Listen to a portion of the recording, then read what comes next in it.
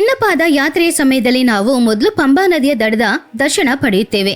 ಚಿನ್ನಪಾದ ಮಾರ್ಗ ಇಲ್ಲಿಂದ ಪ್ರಾರಂಭವಾಗುತ್ತೆ. ಪಂಪಾ ನದಿ. ಶಬರಿಮಲೆಯಲ್ಲಿರುವ ಪಂಪಾ ನದಿಯ ಕಥೆಯು ಸ್ವಾಮಿ ಅಯ್ಯಪ್ಪನೊಂದಿಗೆ ಬಹಳ ಆಳವಾಗಿ ಸಂಪರ್ಕ ಹೊಂದಿದೆ. ಈ ನದಿ ಅಯ್ಯಪ್ಪ ಭಕ್ತರಿಗೆ ಬಹಳ ಪವಿತ್ರವಾದದ್ದು.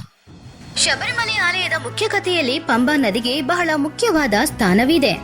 ಕೂರ್ಮ ಪುರಾಣದ ಪ್ರಕಾರ ಶಿವ ಮತ್ತು ವಿಷ್ಣುವಿನ ಮೋಹಿನಿ ರೂಪದ ಸಂಗಮದಿಂದ ಜನಿಸಿದ ಮಣಿಕಂಠನನ್ನ ಶಿವನು ಪಂಬಾ ನದಿಯ ದಡದಲ್ಲಿ ಮಗುವಿನ ರೂಪದಲ್ಲಿ ಬಿಟ್ಟೋದ್ರು.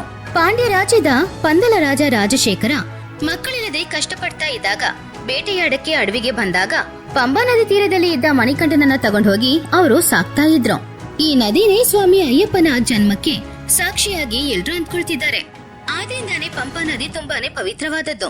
ಉತ್ತರ ಭಾರತ ದೇಶದಲ್ಲಿ ಗಂಗಾ ನದಿ ಎಷ್ಟು ಪವಿತ್ರವಾದದ್ದು, ದಕ್ಷಿಣ ಭಾರತ ದೇಶದಲ್ಲಿ ಅಂದ್ರೆ ಅಯ್ಯಪ್ಪ ಭಕ್ತರಿಗೆ ಪಂಪಾ ನದಿ ಕೂಡ ಅಷ್ಟೇ ಪವಿತ್ರವಾದದ್ದು. ಅದಕ್ಕೆ ಪಂಪಾನ ದಕ್ಷಿಣ ಗಂಗಾ, ದಕ್ಷಿಣ ಭಾಗೀರಥಿ ಅಂತ ಕೂಡ ಕರೀತಾರೆ. ಶಬರಿಮಲೆ ಬೆಟ್ಟವನ್ನು ಹತ್ತುವ ಮೊದಲು ಭಕ್ತರು ಪಂಪಾ ನದಿಯಲ್ಲಿ ಪವಿತ್ರ ಸ್ನಾನ ಮಾಡಲೇಬೇಕು. ಪಂಪಾ ನದಿಯಲ್ಲಿ ಸ್ನಾನ ಮಾಡುವಾಗ ಹಿಂದಿನ ಜನ್ಮಗಳಲ್ಲಿ ಮಾಡಿದ ಪಾಪಗಳು ತೊಳೆದು ನಾವು ಶುದ್ಧವಾಗ್ತೀವಿ ಅನ್ನೋದು ಭಕ್ತರ ನಂಬಿಕೆ.